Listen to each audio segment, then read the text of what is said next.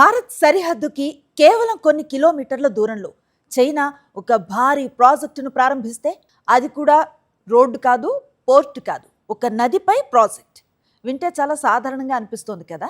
నదిని శుభ్రం చేయిస్తున్నారు, వరదలను నియంత్రిస్తున్నారు, రైతులకు నీరు కూడా అందిస్తున్నారు. ఇందులో ప్రమాదం ఏముంది? కానీ ఇదే ప్రాజెక్టు గురించి ఇప్పుడు భారత వ్యూహాత్మక వర్గాలు తీవ్రంగా చర్చిస్తున్నాయి. ఎందుకంటే ఈ నది పేరు టీస్తా. ఈ ప్రాజెక్టు వెనుక ఉంది చైనా. స్థలం భారత్కి అత్యంత సున్నితమైన సరిహద్దు ప్రాంతం. అసలు టీస్తా ప్రాజెక్ట్ అంటే ఏంటి? చైనా ఎందుకు దీనిపై అంత ఆసక్తిని చూపిస్తోంది? భారత్ ఎందుకు దీన్ని కేవలం అభివృద్ధి ప్రాజెక్టుగా చూడటం లేదు? ఈ మొత్తం కథను పూర్తిగా అర్థం చేసుకునే ప్రయత్నం చేద్దాం. టీస్తా నది టిబెట్లో పుట్టి సిక్కిం, అలాగే పశ్చిమ బెంగాల్, అక్కడి నుంచి బంగ్లాదేశ్లోకి ప్రవహిస్తుంది. బంగ్లాదేశ్ ఉత్తర ప్రాంతంలో లక్షలాది రైతులు ఈ నదిపైనే ఆధారపడతారు.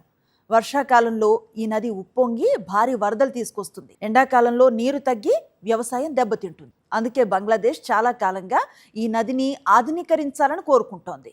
ఇక్కడి వరకు అన్నీ సహజంగానే అనిపిస్తాయి, కానీ ఇక్కడే అసలు ట్విస్ట్ మొదలవుతుంది. ఈ నది భారత్ బంగ్లాదేశ్ సరిహద్దుకు చాలా దగ్గరగా ప్రవహిస్తుంది. అంతేకాదు భారత్కి అత్యంత వ్యూహాత్మకమైన సిలిగురి కారిడార్కు కూడా సమీపంలోనే ఉంటుంది. ఈ కారిడార్ను చాలామంది చికెన్ నెక్ అని పిలుస్తారు. ఎందుకంటే ఈశాన్య భారతదేశాన్ని మిగతా భారతదేశంతో కలిపే అత్యంత సన్నని భూభాగం ఇది. ఈ ప్రాంతంలో జరిగే ప్రతి పెద్ద నిర్మాణాన్ని భారత్ భద్రతా కోణంలో కూడా పరిశీలిస్తుంది. అసలు బంగ్లాదేశ్ ప్రభుత్వం రూపొందించిన టీస్తా సమగ్ర అభివృద్ధి ప్రాజెక్టులో నదిని లోతుగా తవ్వటం, అలాగే వరదలను నియంత్రించటం, సాగునీటి వ్యవస్థ, నీటి నిల్వ, అలాగే నది ఒడ్డుల బలోపేతం వంటి భారీ పనులు ఉన్నాయన్నమాట. ఈ ప్రాజెక్టుకి సహాయం చేయడానికి ముందుకొచ్చింది చైనా. ఈ పనుల్ని నిర్వహించబోయే సంస్థ పవర్ చైనా. ఇది సాధారణ కంపెనీ కాదు. చైనా ప్రభుత్వ ఆధ్వర్యంలో పనిచేసే ప్రపంచంలో అతిపెద్ద మౌలిక సదుపాయాల సంస్థల్లో ఒకటి. ఆసియా, ఆఫ్రికా, లాటిన్ అమెరికా ఇలా ఎన్నో దేశాల్లో ఆనకట్టలు, రహదారులు, విద్యుత్ ప్రాజెక్టులు నిర్మించింది. చైనా ఏం చెప్తుందంటే ఇది పూర్తిగా అభివృద్ధి కోసం చేస్తున్న ప్రాజెక్టు మాత్రమే అని. కానీ భారత్లో కొందరు వ్యూహాత్మక విశ్లేషకులు మాత్రం ప్రతి మౌలిక సదుపాయాల ప్రాజెక్టు వెనుక చైనా దీర్ఘకాలిక వ్యూహం కూడా ఉంటుంది అని ఆరోపిస్తున్నారన్నమాట. ఈ కథ ఈరోజు మొదలయ్యింది కాదు. 2016లోనే Bangladesh water development board power చైనాతో ఒక ఒప్పందాన్ని కుదుర్చుకుంది. చైనా సాంకేతిక అధ్యయనాలు కూడా పూర్తి చేసింది. కానీ అప్పటి ప్రధానమంత్రి షేక్ హసీనా భారత్తో ఉన్న సున్నితమైన సంబంధాలను దృష్టిలో పెట్టుకుని ఈ ప్రాజెక్టుని నెమ్మదింపచేసింది. భారత్ కూడా అప్పట్లో తీవ్రంగా అభ్యంతరాన్ని తెలిపింది. దాంతో ప్రాజెక్ట్ అనేది ముందుకు సాగలేదన్నమాట. అయితే బంగ్లాదేశ్లో రాజకీయ పరిస్థితులు మారిన తర్వాత చైనా మళ్లీ రంగంలోకి దిగింది. ఇప్పుడు పరిస్థితి పూర్తిగా మారిపోయిందని విశ్లేషకులు చెప్తున్నారు. ఇక్కడ అసలు ప్రశ్న ఏంటంటే, ఒక నది అభివృద్ధి ప్రాజెక్టు వల్ల భద్రతకు ఎలా ముప్పు వస్తుంది? సమాధానం నిర్మాణం కాదు, దాని చుట్టూ ఏర్పడే శాశ్వత ఉనికి.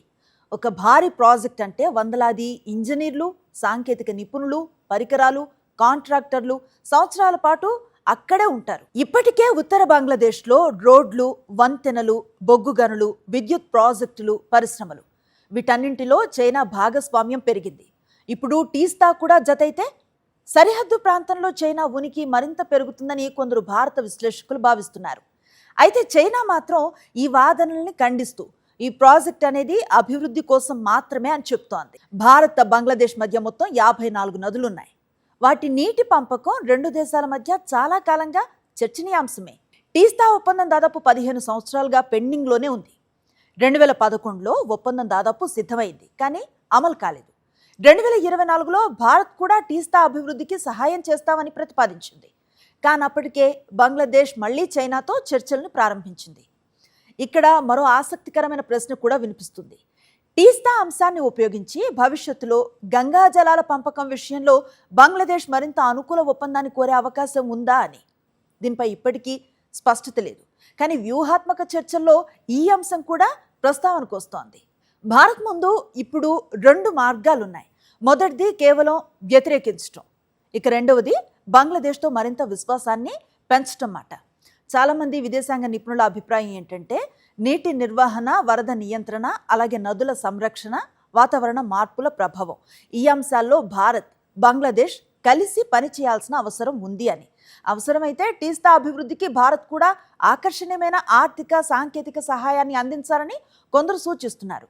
ఎందుకంటే పోటీ కంటే భాగస్వామ్యం రెండు దేశాలకి ఎక్కువ ప్రయోజనాన్ని చేకూర్చే అవకాశం ఉంటుంది.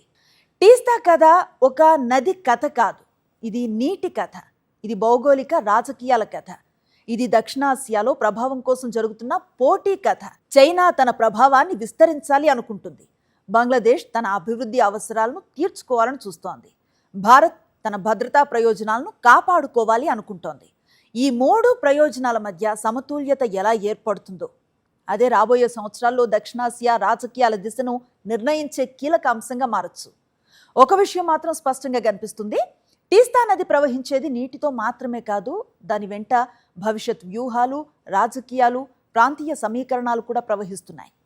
మరి మీ అభిప్రాయం ఏంటి? చైనా టీస్తా ప్రాజెక్టు కేవలం అభివృద్ధి ప్రాజెక్టు మాత్రమేనా, లేక దాని వెనుక పెద్ద జియోపొలిటికల్ వ్యూహం ఉందని మీరు అనుకుంటున్నారా? మీ అభిప్రాయాల్ని కామెంట్ సెక్షన్లో తెలియచేయండి. ఇలాంటి లోతైన జియోపొలిటికల్ విశ్లేషణల కోసం మా ఛానల్ను సబ్స్క్రైబ్ చేయండి.